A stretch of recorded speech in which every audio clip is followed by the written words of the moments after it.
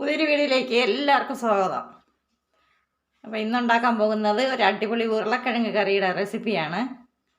അപ്പോൾ ദോശയുടെ കൂടെയും ചോറിൻ്റെ കൂടെയൊക്കെ കഴിക്കാൻ പറ്റിയ. അപ്പോൾ ഈ വീഡിയോ കണ്ടിട്ട് ഇഷ്ടപ്പെട്ടാൽ ലൈക്ക് ചെയ്യുക, ഷെയർ ചെയ്യുക, കമൻറ്റ് ചെയ്യുക, സബ്സ്ക്രൈബ് ചെയ്യുക. അപ്പോൾ ഇതെങ്ങനെയാണ് തയ്യാറാക്കുന്നത് നോക്കാം. വീഡിയോയിലിട്ട് പോയാലോ. അതിലേക്ക് കൊണ്ട് ഒരു കുക്കർ എടുത്തിട്ടുണ്ട്.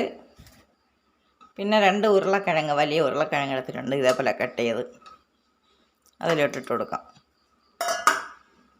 ഇനി വേണ്ടത് സവാളയാണ്. 2 സവാള എടുത്തിട്ടുണ്ട്. അത് ഇതിലിട്ട് കൊടുക്കാം. കുറച്ച് വെള്ളം ഒഴിച്ച് കൊടുക്കാം.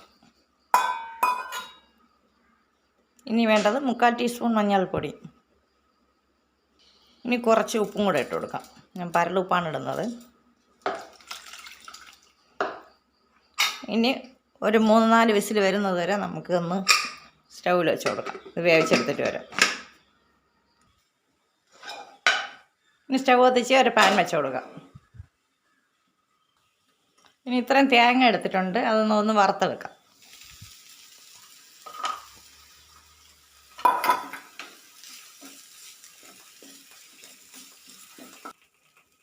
ഇതിൽ കുറച്ച് വെളിച്ചെണ്ണയും കൂടെ ഒഴിച്ച് കൊടുക്കാം.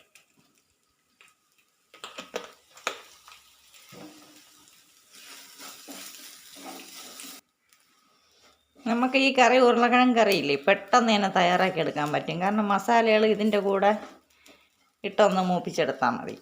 എന്നിട്ട് ഒരുമിച്ച് അരച്ചെടുത്താൽ മതിയാവും.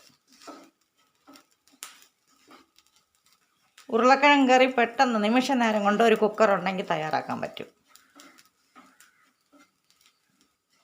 ഇപ്പോൾ തേങ്ങയൊക്കെ ചുവന്ന് തുടങ്ങിയിട്ടുണ്ട്. ഉടനെ തന്നെ റെഡിയായി കിട്ടും കേട്ടോ. ഇനി ഇതിലേക്ക് മസാലകൾ ഇട്ട് കൊടുക്കാം. 1.5 ടേബിൾ സ്പൂൺ മുളക് പൊടി ഇട്ട് കൊടുക്കാം. ഇതൊന്ന് ഇളക്കി കൊടുക്കാം. തീ കുറയ്ക്കണം.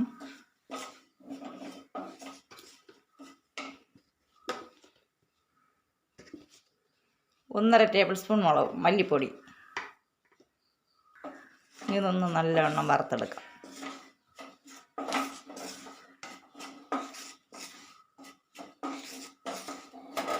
ഇനി തണുത്തതിന് ശേഷം എത്ര മതിയാവും. തണുത്തതിന് ശേഷം നമുക്ക് അരച്ചെടുക്കാം. നല്ല മഷി പോലെ അരച്ചെടുക്കണം. അപ്പം തേങ്ങയും മസാല എല്ലാം നല്ല അരച്ചെടുത്തിട്ടുണ്ട്, മഷി പോലെ. ഇനി വേവിച്ച് വെച്ച ഉരുളക്കിഴങ്ങിലോട്ട് ഇട്ട് കൊടുക്കാം.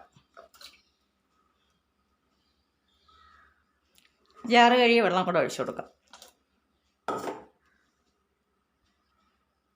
ഇനി കുറച്ച് ഗരം മസാലയും കൂടെ ഇട്ട് കൊടുക്കാമേ.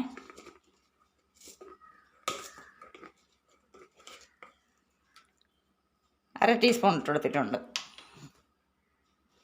ഇനി ഇതൊന്ന് കലക്കി കൊടുക്കാം. കലക്കി കൊടുത്തതിന് ശേഷം ഒന്ന് തിളപ്പിച്ചെടുത്തിട്ട് വരാം.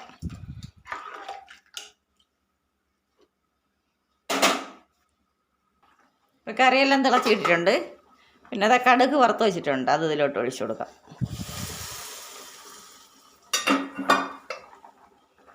കറി റെഡി ആയിട്ടുണ്ട്. സ്റ്റവ് ഓഫ് ചെയ്യാം.